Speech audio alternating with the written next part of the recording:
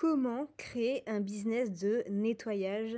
On va voir tout en détail dans cette vidéo.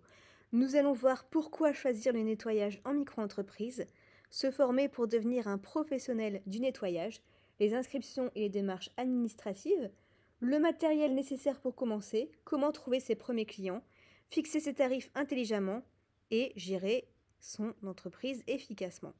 Donc premièrement, pourquoi choisir le nettoyage en micro-entreprise? Eh bien parce qu'il y a un faible investissement initial. Il y a une forte demande, puisque dans les bureaux, les commerces, les particuliers, les Airbnb, il y en aura toujours. On peut gagner des revenus récurrents grâce au contrat d'entretien et on a la flexibilité des horaires. Se former pour devenir un professionnel du nettoyage, est-ce qu'il faut des diplômes spécifiques? Eh bien, non, ce n'est pas obligatoire, mais c'est recommandé quand même pour être crédible.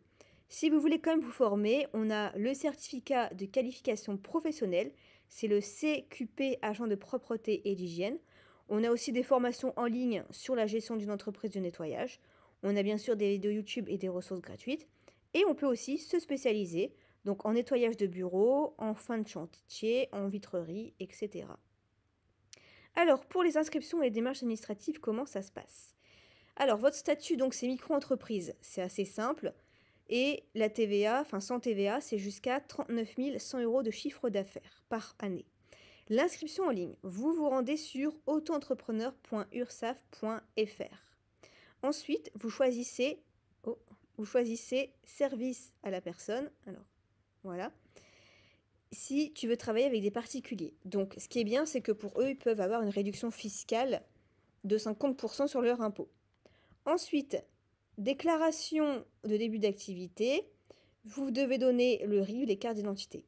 Sinon, vous pouvez déléguer toutes les démarches sur Legalplace. Il y a un lien dans la description qui fait l'inscription pour vous. J'ai même un code promo qui fait que pour bien moins de 100 euros, vous pouvez déléguer toutes les démarches pour avoir votre numéro de SIRET, votre micro-entreprise, etc. Ensuite, il faut aussi un SIRET. Vous obtenez ensuite le SIRET. Il faut une assurance RC Pro.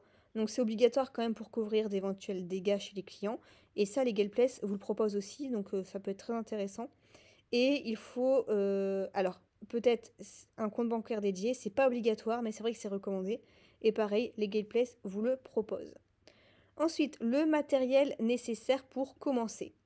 Donc là, c'est assez basique. Des seaux, serpillères, chiffons, microfibres, aspirateur professionnel, un nettoyeur vapeur, des produits écologiques, c'est de plus en plus demandé, et des produits spécialisés si besoin. Donc shampoing moquette, matériel de nettoyage de vitres, nettoyeur haute pression.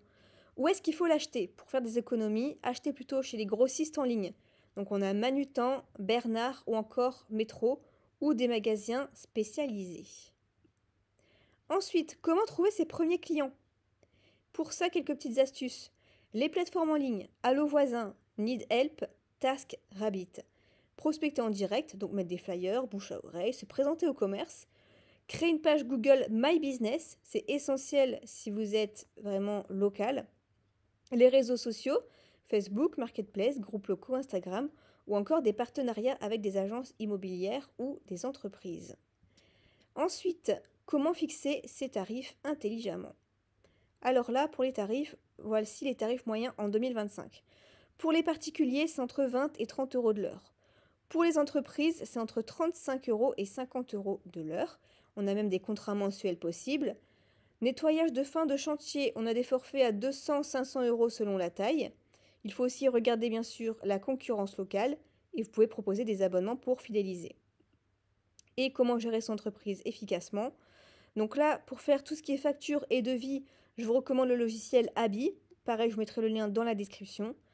Suivre les paiements, relancer rapidement les impayés, automatiser, faire des plannings via Google Agenda par exemple, faire des rappels clients, éviter le surmenage. Savoir déléguer vraiment en cas de forte demande. Voilà pour tout ce qu'il y a à savoir. Si vous avez d'autres questions par rapport à votre cas, n'hésitez pas à me le poser en commentaire, je vous répondrai personnellement. Et le lien du coup pour déléguer toutes les démarches pour créer sa micro-entreprise de nettoyage sera dans la description. Il suffit juste de cliquer sur le lien de répondre à un petit formulaire, de rentrer le code promo Nina15 et donc tout est bon. Ils vont tout faire pour vous au niveau des démarches administratives. Je vous souhaite en tout cas plein de succès.